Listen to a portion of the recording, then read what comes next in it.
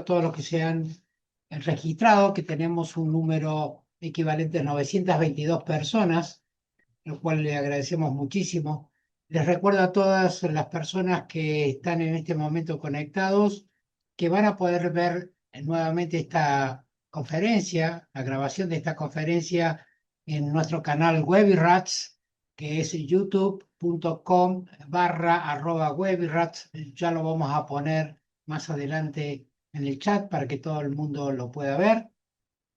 De paso, le vamos a pedir a todos que nos ayuden suscribiéndose al canal de WebiRats para que ustedes puedan recibir todas las novedades del material que permanentemente ponemos a disposición de toda la gente. Para el webinar del día de la fecha hemos convocado a la doctora Mayra Orozco. La doctora Orozco es una médica especialista en diagnóstico por imágenes con una sólida formación académica y destacada trayectoria en la radiología torácica. La doctora Orozco se graduó en la Universidad Católica de Cuyo y completó su residencia en el Hospital Privado Universitario de Córdoba, donde también obtuvo su especialización otorgado por la Universidad Católica de Córdoba. Su formación se enriqueció con experiencias internacionales, asistiendo a centros de excelencia como por ejemplo el Mallinckrodt Institute of Radiology, que ustedes todos conocen, o el Departamento de Tórax del MD Anderson Cancer Center en Houston, Texas, y además hizo el curso de correlación radiológica patológica del American College of Radiology, que es uno de los cursos más solicitados por todos los residentes de Estados Unidos. De hecho, es obligatorio para todos ellos. Actualmente, la doctora Orozco se desempeña como coordinadora del servicio de imágenes de la Clínica El Castaño y es médica de staff en el Centro de Imágenes Médicas de Alta Complejidad, CIMAC, en San Juan, Argentina. La doctora Orozco es médica de staff en el área de tórax en el Hospital Público Marcial Quiroga, en la provincia de San Juan, Argentina, y cumple un rol activo en la formación de nuevos especialistas como instructora docente y mantiene un fuerte compromiso con la actividad académica y científica. Además, la doctora Orozco es revisora de la Revista Argentina de Radiología. Su participación en congresos, cursos y publicaciones refleja un interés particular en patologías torácicas y enfermedades intersticiales, con múltiples contribuciones tanto a nivel nacional como internacional. La doctora Orozco además ocupa un rol institucional relevante como vicepresidente de la Asociación Sanjuanina de Diagnóstico por Imágenes y es miembro activo de FARDIT, la Federación Argentina de Asociaciones Radiológicas de ese país, y ALAT, lo que evidencia su compromiso con el desarrollo en la radiología de la región. Es para mí un verdadero placer presentar a la doctora Mayra Orozco, que en el día de hoy nos hablará acerca de manifestaciones torácicas de la vasculitis ANCA. Bienvenida, doctora Orozco, y adelante con tu presentación. Hola, buenas tardes a todos. Bueno, muchísimas gracias, Carlos, por la invitación y por este espacio académico que está buenísimo. La verdad que me toca un tema que es vasculitis ANCA, que es un tema creo que multidisciplinario y para el diagnóstico necesitamos eso, trabajar en equipo, sobre todo con reumatólogos, neumonólogos. Así que, bueno, está abierto después a preguntas, lo que yo pueda responder. Soy radióloga, pero voy a intentar hacerlo más a menos y lo más que se pueda para que se entienda esta patología, sobre todo para pensarla y tenerla en cuenta nosotros como radiólogos y plantearlas como diagnósticos diferenciales. Así que, bueno, espero que les guste, que lo disfruten y que aprendamos todos. Bueno, entonces lo que voy a hablar es de estas manifestaciones torácicas asociadas a vasculitis ANCA. Bueno, no presento ningún conflicto de interés y vamos a empezar, bueno, ¿qué son las vasculitis ANCA? Primero, que son un grupo heterogéneo de enfermedades autoinmunes, o sea que ya estas vasculitis ANCA lo englobamos dentro de las enfermedades autoinmunes que afectan a los pequeños vasos sanguíneos principalmente. Pueden afectar a medianos y pequeños vasos sanguíneos, pero principalmente a los pequeños.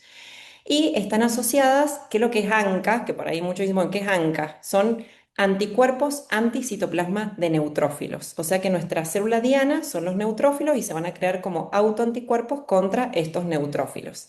Y lo que sí tenemos que saber que son enfermedades multisistémicas, como afectan los vasos sanguíneos, principalmente pequeños, afectan en realidad a todo el organismo y es por eso que las manifestaciones clínicas son múltiples, pero el pulmón es un órgano diana importante. Como ustedes ya saben, tenemos la clasificación de las vasculitis, que pueden ser de grandes vasos, medianos vasos o pequeños vasos sanguíneos. Y estas vasculitis ANCA son de pequeños vasos sanguíneos, que hay que diferenciarlas. Estas son pausinmune, digamos, no tienen depósitos de inmunocomplejos, a diferencia de las que son por depósito de inmunocomplejos. Y como afectan a pequeños vasos, es decir, a arterias muy pequeñas, arteriolas, capilares y vénulas, es que lo vamos a ver y se comprometen los vasos de pequeño calibre que son intraparenquimatosos. Es por eso que los vemos en el pulmón, que está muy vascularizado, que tiene una gran red vascular, y en el riñón, que también está muy vascularizado y son ya afectan todos los vasos más bien intraparenquimatosos. Por eso muchas veces esta vasculitis la asociamos como pulmón-riñón, como ahí tenerlo en cuenta. Bueno, entonces estas vasculitis ANCA, como dijimos, que es una enfermedad, son enfermedades autoinmunes, tiene autoanticuerpos circulantes contra las proteínas de los neutrófilos, que son nuestras células dianas. Los neutrófilos tienen estas dos proteínas principales, que es la proteína SA3, que es una proteína citoplasmática, y la mieloperoxidasa, que también es citoplasmática, pero perinuclear. Entonces, así hay anticuerpos, que estos autoanticuerpos que se crean, que activan a estos neutrófilos y activan todo el sistema de complemento, interleuquina, sobre todo interleuquina 6, con todo un proceso inflamatorio y daño de la pared vascular con esta consiguiente vasculitis, que son vasculitis necrotizantes, que ahí vamos a ir viendo. Dentro de las vasculitis ANCA tenemos principalmente estas tres enfermedades, que es la granulomatosis con poliangeitis, que es esta GPA, que es la ex granulomatosis de Wegener. Tenemos la granulomatosis eosinofílica con poliangeitis, que es el ex síndrome de Chauer-Strauss, y la PAM, que es la poliangeitis microscópica, ¿sí? Y lo más importante y que por ahí nosotros tenemos para hacer el diagnóstico un poquito más específico es la granulomatosis con poliangeitis y la PAM, que es la poliangeitis microscópica. La granulomatosis eosinofílica con poliangeitis por ahí es más inespecífica. Ahora bien, si vamos a frecuencia de estas vasculitis ANCA, la más frecuente es la granulomatosis con poliangeitis, seguida de la PAM y muy raro la granulomatosis eosinofílica con poliangeitis.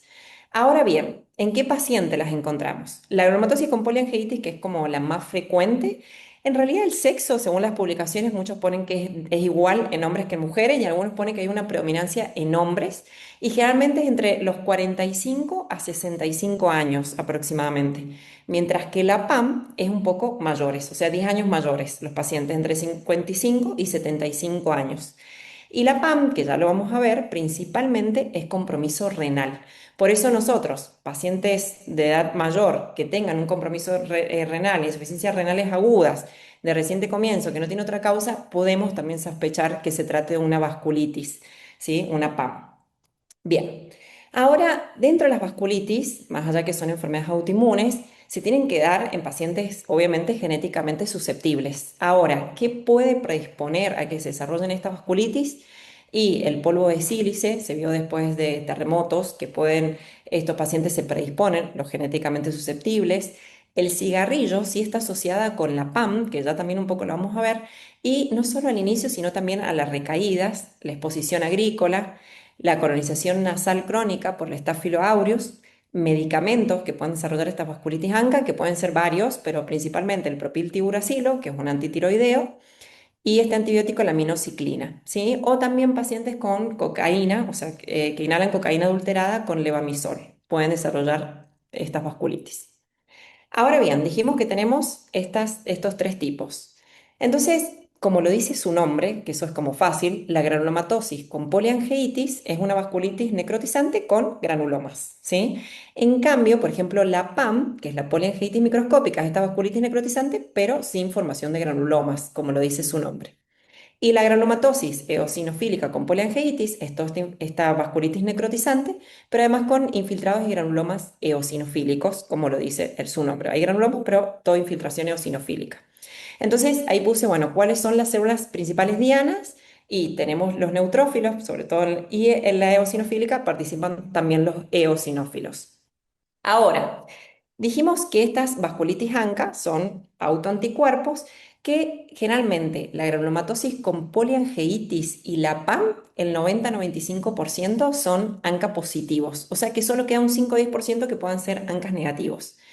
Mientras que, y a diferencia, la granulomatosis eosinofílica con poliangeitis, casi el 60% son ANCA negativos, ¿sí? O sea que no vamos a tener ANCA.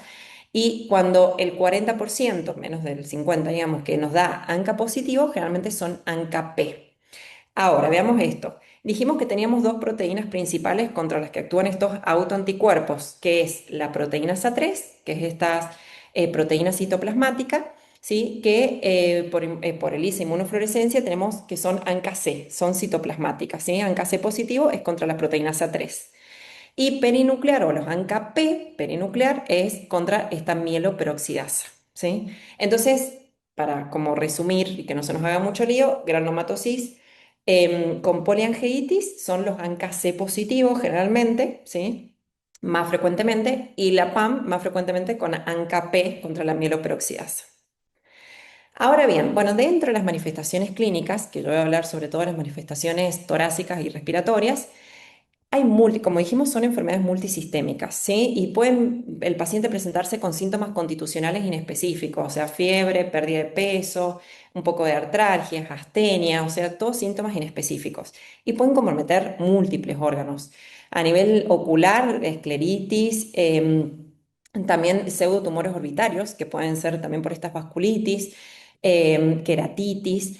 Después tenemos a nivel del sistema nervioso y ahí marqué con rojo lo importante, que ya lo vamos a ver un poquito más, pero el sistema nervioso central puede haber compromisos de distintos nervios craneales que te pueden dar distintas neuralgias, paquimeningitis o vasculitis, que esas serían graves. A nivel de todo vía aérea superior, ¿sí? Sino nasal, que sobre todo, excepto los pólipos nasales, que los asociamos más a la granulomatosis eosinofílica con poliangeitis, todo el resto que sea nasal, vía aérea superior, pacientes con úlceras nasales, epistaxis, rinitis, sinusitis, perforación septal, etcétera, lo asociamos más a la granulomatosis con poliangeitis.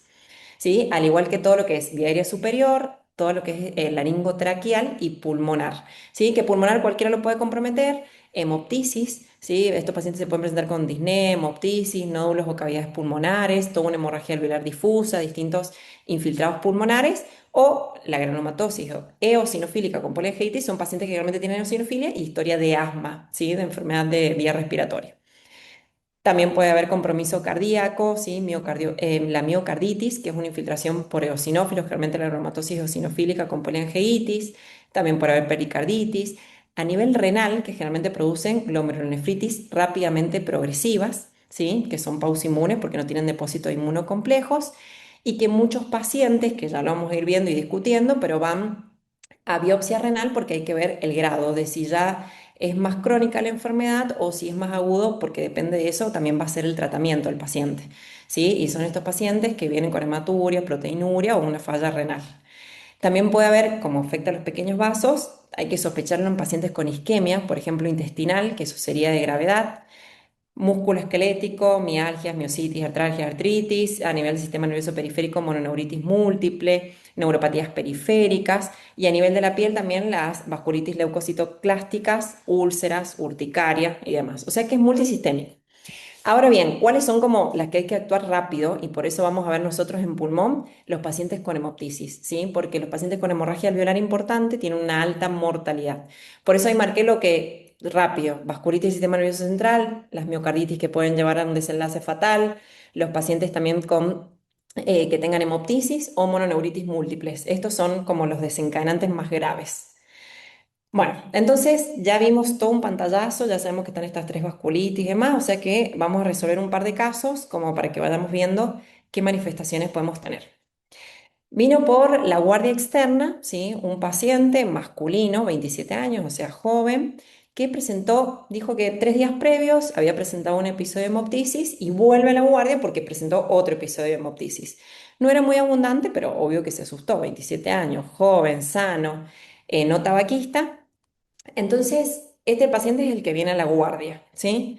Entonces, unamos piezas y digamos, ya como que uno puede ir pensando en diagnósticos diferenciales sin tener la imagen, ¿sí? Porque es un paciente joven, no tuvo ningún otro síntoma constitucional ni de nada, ni ningún antecedente previo, es masculino, que generalmente las vasculitis en realidad en cuanto al sexo son muy similares, excepto la GPA, que puede llegar a una prevalencia masculina. No tenía ningún antecedente relevante, nada, y viene con hemoptisis. Entonces, esto es como para decir, bueno, hemoptisis, un diagnóstico diferencial, tienen que ser las vasculitis. Entonces, veamos. Viene un paciente joven con hemoptisis. ¿Qué sospecho? Y sí, puede ser algo infeccioso. Por ahí uno pensaría más una aspergilosis angioinvasiva, por ejemplo, pero no es un paciente inmunosuprimido. Podemos sospechar tuberculosis, nosotros que somos endémicos, que puede dar, obviamente que puede dar hemoptisis, alguna enfermedad pulmonar congénita, ¿sí? Bronquiectasias, por ejemplo, pero no tenía ningún historial previo. Alguna malformación vascular, acuérdense del tromboembolismo pulmonar también, algún trauma, tampoco tuvo este antecedente, algún consumo de drogas que produce daño, toxicidad directa en pulmón y que puede dar, no tenía ningún antecedente, algún tumor primario pulmón, ¿sí? Que sería raro, no tenía ningún otro síntoma, no tabaquista, etcétera, y por la edad tampoco pegaría mucho. Secundarismo, que uno siempre puede pensar, sobre todo en algunas metástasis hemorrágicas de un carcinoma de células renales, un coriocarcinoma, que puede ser algo testicular porque el paciente era joven, algún angiosarcoma, melanoma, pero no tenía ningún otro síntoma ni síntomas constitucionales, e inmunológico, que acá entrarían las vasculitis como diagnóstico diferencial en pacientes con hemoptisis. Ahora bien, ya le presentamos al paciente, le hicimos la tomografía, que idealmente la tomografía si es con contraste mejor. Este paciente no desaturaba, pero nos permite descartar TEPA, nos permite descartar si hay alguna malformación arteriovenosa, algún aneurisma, entonces sirve el contraste en estos casos de hemoptisis. El paciente con contraste, a nivel de la ventana mediastinal, etcétera, no tenía nada, pero sí en la ventana de pulmón lo que vemos son todos estos nódulos sólidos con un halo en virus esmerilado. Y si vemos ahí, está en el lóbulo superior y en el lóbulo inferior derecho. O sea que tenemos nódulos sólidos con halo en virus esmerilado y que son múltiples. O sea, no es un solo nódulo que podemos sospechar, por ejemplo, algún tumor primario, algo raro. Ahora bien, ¿qué significa este halo en vidrio esmerilado? Y lo más común es que el halo en vidrio esmerilado sea por hemorragia. Por eso es que uno sospecharía en él, por ejemplo, metástasis hemorrágicas o sospecharíamos esta vasculitis, ¿sí? Pero también sabemos que puede ser algo inflamatorio, también sabemos que puede ser algo de fibrosis, como raro. Entonces, ahora bien, a este paciente ya tenemos nuestras sospechas, se le pide todo el perfil inmunológico y le da ANCA negativo. Nosotros ya hasta sabíamos qué vasculitis podía ser, entonces directamente fuimos a la biopsia, ¿sí? En estos casos, ahí sí a la biopsia de pulmón, porque el paciente no tenía compromiso renal, función renal normal. Entonces ahí sí hicimos la biopsia, que la biopsia percutánea, que es la que tiene mayor rédito diagnóstico, nos dio una vasculitis necrotizante e inflamación granulomatosa, o sea que sospechamos, o confirmamos nuestra sospecha de granulomatosis con poliangeitis que, bueno, el paciente comienza con el tratamiento con inmunosupresor, con rituximab, y resolvió los nódulos, resolvió la clínica y anduvo perfecto. Ahí estamos. Ahora bien, esto se los presento que está, a ver, quiero, ahí, mover, perdón, bueno, ahí está. Bueno, que esta es la guía que salió ahora en abril del 2025, que es una revisión de los criterios de clasificación reumatológicos de estas vasculitis ANCA, donde hacen nuevamente una revisión de toda esta clasificación para aumentar la probabilidad diagnóstica con enfoques siempre multidisciplinarios, porque esta vasculitis es multidisciplinaria, tanto criterios clínicos, radiológicos, de laboratorio y patológicos. Y dentro de las imágenes, lo que dicen, bueno, hay imágenes torácicas claves para sospechar vasculitis. ¿Cuáles serían? Y en dos vasculitis, en la granulomatosis con poliangeitis y en la PAM. La granulomatosis con poliangeitis, ¿sí? Donde tenemos cuál sería nuestra clave diagnóstica y que veamos nódulos. Nódulos pueden ser confluentes y formar masas o cavitaciones pulmonares, ¿sí? Por la misma necrosis que se produce por la vasculitis, pueden cavitar estos nódulos. Entonces, cuando nosotros veamos nódulos, estas masas o nódulos cavitados, y hay que sospechar la granulomatosis con poliangeitis. Y luego, como clave diagnóstica, tenemos la PAM, que es la poliangeitis microscópica, que esa en pacientes con fibrosis intersticial hay que descartarlo. ¿Sí? Principalmente, siempre se pide el perfil inmunológico y dentro de eso los ANCA, los pacientes con fibrosis pulmonar, pero la PAM sería la que más frecuentemente se asocia a esta fibrosis intersticial. Y dentro de la fibrosis intersticial, más frecuentemente al patrón de UIP. ¿Sí? Mientras que no hay criterios radiológicos, eso que estábamos hablando, específico de la granulomatosis eosinofílica con poliangiitis.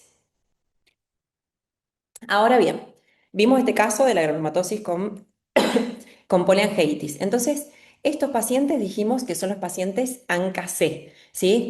Tienen los autoanticuerpos contra principalmente la proteinasa 3, que es la proteinasa 3 que es citoplasmática. ¿Y qué se caracteriza en la granulomatosis con poliangiitis y que hay que buscar, que lo buscamos en el otro paciente, pero solo tenía compromiso pulmonar? Es esta tríada como diagnóstica, ¿sí? Es el paciente que viene con compromiso de vía aérea superior, todo nasal, sino nasal, etcétera, compromiso pulmonar y compromiso renal. Ahí es cuando más lo sospechamos y son esas glomerulonephritis rápidamente progresivas. Ahora vamos a desglosar esta tríada de la granulomatosis con poliangiitis. Y otra cosa importante, también la granulomatosis con poliangiitis, principalmente el compromiso es pulmonar, ¿sí? Hasta un 90%. Es más, hasta de todos los pacientes, hasta un 80% pueden tener nódulos pulmonares, ¿sí? Dentro del compromiso pulmonar. Entonces, es altamente frecuente que haya compromiso pulmonar y el renal un 75%, distinto de la PAM, que la PAM sobre todo es riñón. Bien, entonces esta granulomatosis con poliangiitis, dijimos que la clave diagnóstica son estos nódulos y masas. Estos nódulos pueden coalescer, bueno, y formar masas más grandes, pueden ser múltiples, bilaterales, pueden ser centrales o más periféricas, pero más frecuente que sean subpleurales, pueden cavitar hasta un 30-50%, puede haber una infección secundaria en esta cavitación. Y esto que les decía yo, que dentro de la presentación, que el pulmón está afectado hasta el 90%, casi el 80% de los pacientes tienen nódulos y masas. ¿Y qué podemos ver en estos nódulos? Y pueden tener por esta misma hemorragia este signo del halo o un signo del halo reverso por la misma necrosis que hay central. Puede haber un signo del vaso alimenticio por lo que es a nivel vascular. Podemos ver estas opacidades en virus esmerilado por toda esta hemorragia nada más. También puede tener un patrón intersticial, pero es mucho más frecuente en la PAM, que se presenten con fibrosis intersticial. Y lo más frecuente siempre es UIP, pero también en SIP. O también como nódulos centrilobulillares por este compromiso a nivel arteriolar, digamos, en el centro del lobulillo. Bien, entonces, en estos diagnósticos diferenciales a nivel de todos estos nódulos y masas, ¿y qué podemos como diferenciar? Y si son nódulos múltiples, cavitados, subpleurales, y un paciente joven, pero habría que ver con la clínica, descartar embolos sépticos. Acuérdense que el linfoma también, pero es mucho más central y más consolidaciones, pero pueden dar algo en vidrio esmerilado, entonces, bueno, también como descartarlo, que no sean metástasis hemorrágicas que ya dijimos, de melanoma, carcinoma de células renales, un coriocarcinoma, un osteosarcoma, un angiosarcoma, ¿sí? O ocupación del espacio alveolar, cuando por ahí son más hemorragias, que sean neumonías u otras neoplasias como la adenocarcinoma por el halo en virus esmerilado. Bien, ahora tenemos otro paciente que es masculino de 38 años, que no puedo señalar, pero si ven ahí, se ve, ahí está, que si ven todo el tabique nasal, hay una perforación del tabique nasal. Este es un corte axial y si vemos, en el corte sagital se ve esa perforación del tabique, que eso nos da típicamente la nariz en silla de montar, que es el dibujito que se ve ahí del hombre, que es por esa misma perforación se hunde, digamos, la nariz y se forma esta nariz en silla de montar. Este paciente, perforación del tabique, que venía además con úlceras nasales, con epistaxis, que tenía rinitis, tenía sinusitis, que también vemos ocupación de los senos maxilares, es el paciente que tenemos que sospechar y descartar, ¿sí? Que sea una granulomatosis con poliangiitis, que dijimos que afecta la vía aérea superior, que son estos pacientes ANCA-C positivo. Miren acá, este es un tabique normal, normal que vemos toda la continuidad y no que tiene perforación. Bien, obviamente que tenemos este compromiso de vía aérea superior y descartemos que no tenga compromiso renal, que no tenga compromiso pulmonar. Ahora bien, ¿qué es otro compromiso que puede haber ya bajando un poquito? Que pueden haber en estos engrosamientos traqueobronquiales, ¿sí? Generalmente son subglóticos, es decir, por debajo de las cuerdas vocales, que son más bien engrosamientos concéntricos y que nos pueden ir dando estenosis, un paciente que venga con estridor, con disnea, que toda una estenosis que puede ser traqueal o ya se puede ir hacia los bronquios y en los bronquios incluso pueden producir atelectasias obstructivas o predisponer las infecciones por la misma obstrucción bronquial. ¿Sí? Y este engrosamiento concéntrico, por ahí hay que diferenciarlo de una estenosis postintubación de los pacientes que tengan antecedente y que sea subglótico por algún tabique, o que sea una infiltración por amiloidosis, que por ahí Lo que podemos ver más la amiloidosis más como nodular, pueden haber algunas calcificaciones también, o una policondritis recidivante, pero que sabemos que la policondritis recidivante afecta el cartílago, es decir, como toda esta C anterolateral de la tráquea, sin comprometer la membrana posterior. Mientras que estos son más bien circunferencial, pero pueden ser segmentarios, pueden ser difusos, ¿sí? Entonces se presenta como un diagnóstico diferencial cuando vemos todo este compromiso traqueobronquial. Y ahora bien, en estos criterios reumatológicos que les dije, está bueno para complementar y decir, bueno, ¿qué paciente puede tener reumatosis con polengeitis? Y acá les dan un puntaje, el que tiene un score mayor a 5, mayor o igual a 5, es el que generalmente, o sea, que cumple con los criterios diagnósticos para GPA. ¿Y qué tiene que haber? Esto que dijimos, todo este engrosamiento nasal, ¿sí? Con congestión, perforación del septo y demás úlceras nasales y demás, o que haya algún compromiso, que ya dijimos traqueobronquial o endobronquial, o que, bueno, todo, y también pérdida de neurosensorial a nivel de los oídos, ¿sí? Eso es lo que ve como criterios clínicos. Después tenemos el laboratorio, que ya dijimos que estos pacientes generalmente 90-95% son ANCA positivo y generalmente ANCA C positivo, que es contra la proteinasa 3 y esto le da 5 puntos. O sea que lo más importante, obvio, es que sea un ANCA C positivo. Y a nivel radiológico, que ya dijimos la clave diagnóstica, sobre todo estos nódulos o masas o nódulos cavitados a nivel pulmonar. Y también todo lo que sea sinusitis nasal, paranasal, mastoiditis. Y en la biopsia está toda inflamación granulomatosa, porque son granulomas necrotizantes, con una biopsia renal, glomerulonefritis pauciinmune, que dijimos porque no tiene depósitos de inmunocomplejos. Y que le da en contra, digamos, que sea una ANCA-P, que la ANCA-P ya dijimos que está más bien asociada a la PAM, o que tenga eosinofilia, que está más asociada a la granulomatosis eosinofílica con polyangiitis.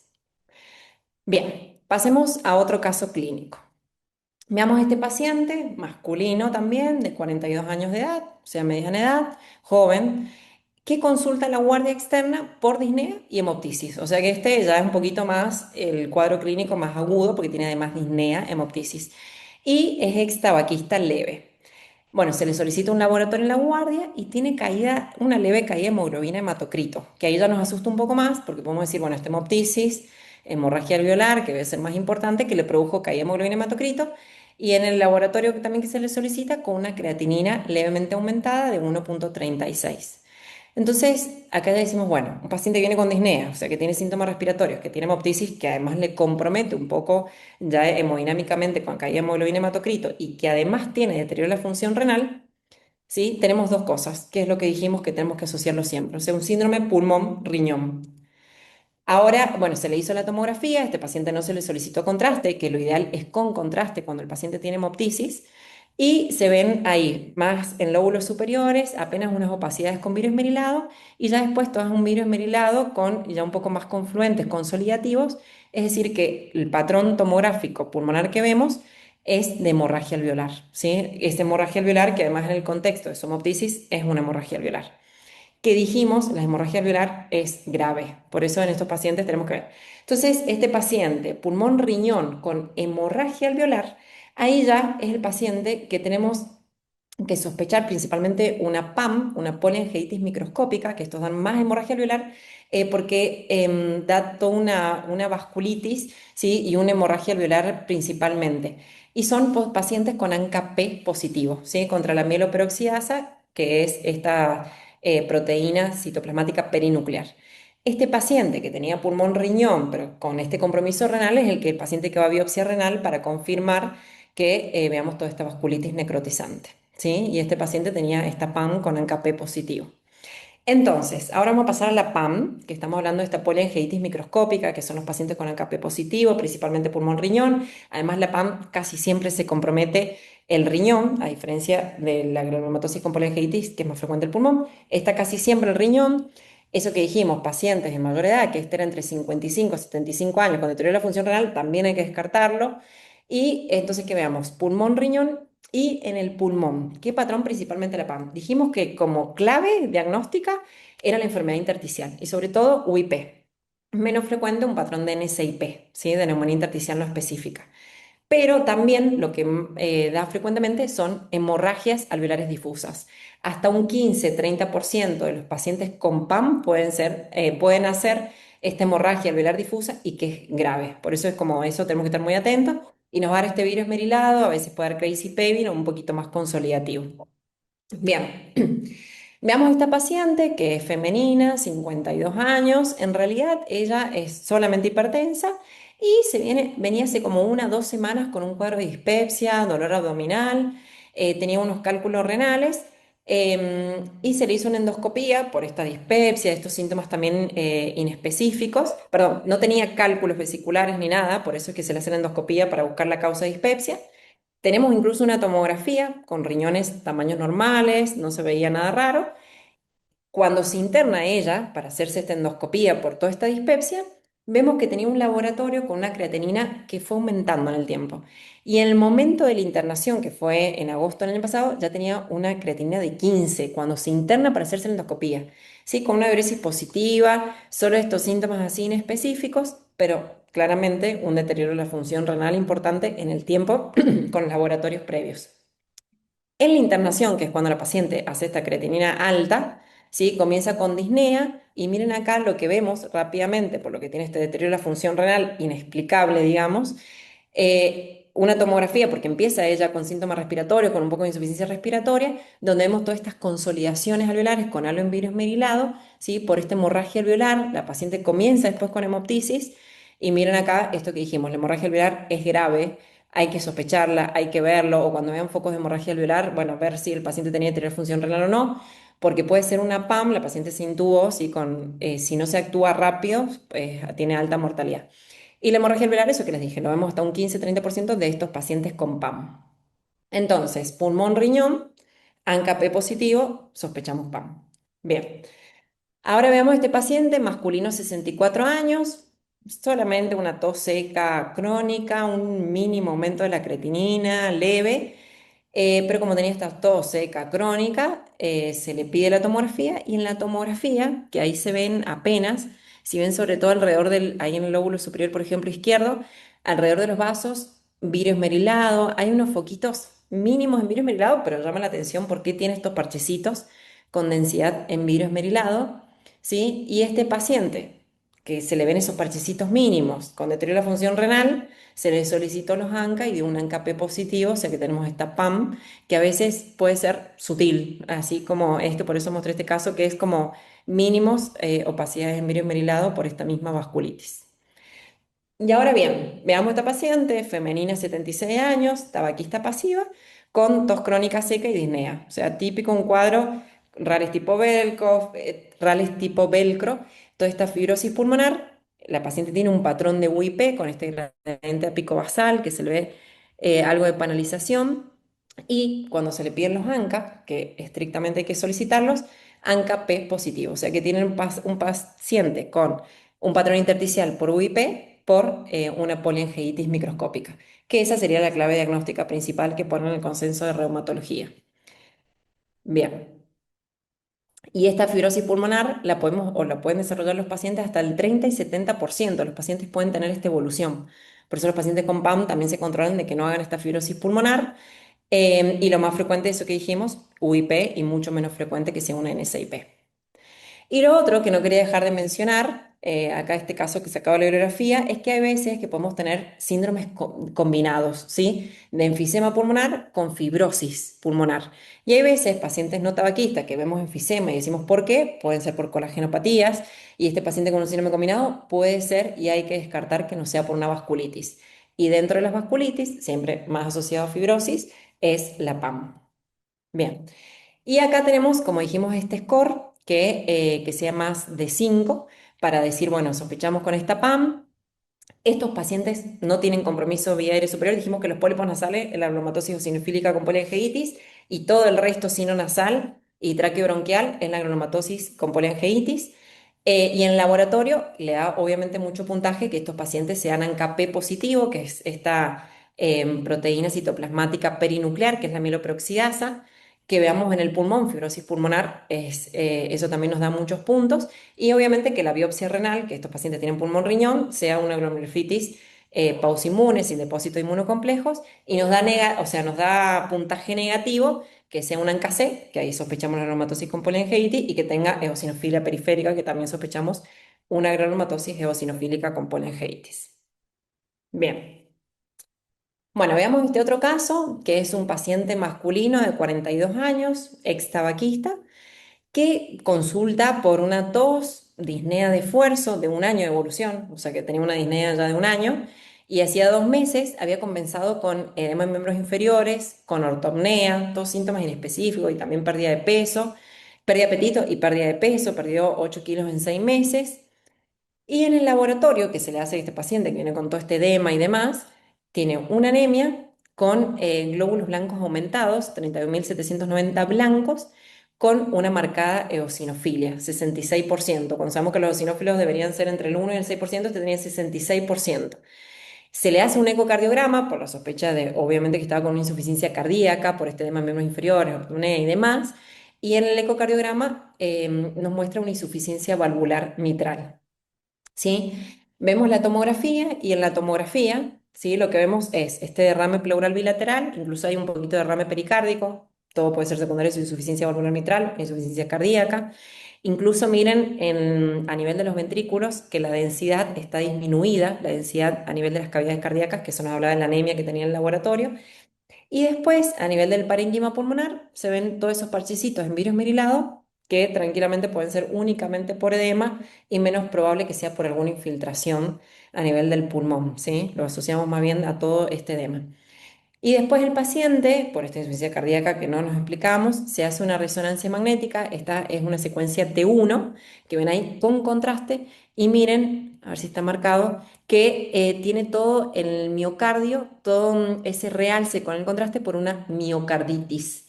La miocarditis, como dijimos, es grave por esta insuficiencia cardíaca y puede tener un desenlace mortal.